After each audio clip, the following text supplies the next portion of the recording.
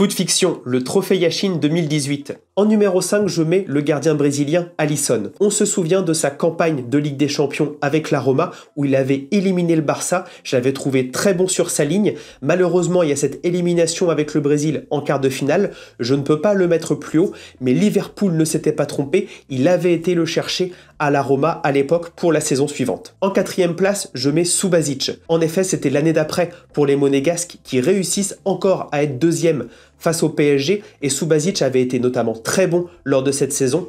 Et surtout, il y a cette campagne de Coupe du Monde avec la Croatie où il est décisif en huitième et quart de finale avec ses 2 séances de tir au but remportées.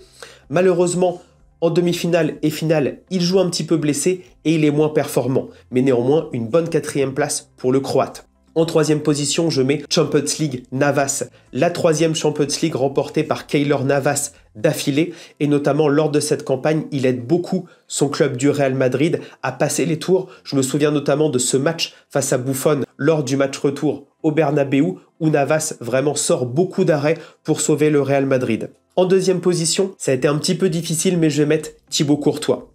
Il y a cette Coupe du Monde où il est élu le meilleur gardien de cette Coupe du Monde avec des arrêts sensationnels et on sent vraiment que c'est le gardien de demain qui va continuer à monter en puissance et le Real Madrid va le chercher. Néanmoins, je le mets deuxième parce que avec son club de Chelsea, ça n'accroche pas la Ligue des Champions. C'est vraiment en retard en championnat et donc il est un petit peu plus bas que Hugo Lloris, qui est pour moi le trophée Yashin 2018. Donc en effet, il y a cette bonne Coupe du Monde, bien évidemment, cette exceptionnelle Coupe du Monde où il est décisif presque à chaque match, malgré son erreur en finale. Et il y a également une troisième place avec Tottenham où il a été régulier toute la saison. Il ira même en finale de Ligue des Champions l'année d'après. Donc le trophée Yashin, c'est pour Hugo Lloris. Les mentions honorables, on pense à Ederson de Manchester City qui arrive à la barre des 100 points, donc une super saison pour Ederson en championnat. On pense également à Pickford qui arrive en demi-finale avec les Anglais. Ça faisait très longtemps qu'ils n'avaient pas remporté une séance de tir au but. Il en est un gros protagoniste. Et également Manuel Neuer qui avait eu les demi-finales avec le Bayern mais une mauvaise Coupe du Monde.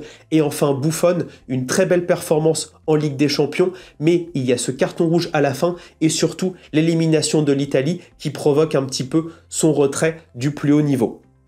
Dites-moi en commentaire quel est votre top 5 du trophée Yashin 2018. J'ai vraiment hâte de le voir et je vous dis à très vite sur Dernier Rempart. Si tu veux suivre toutes mes vidéos, pense à t'abonner.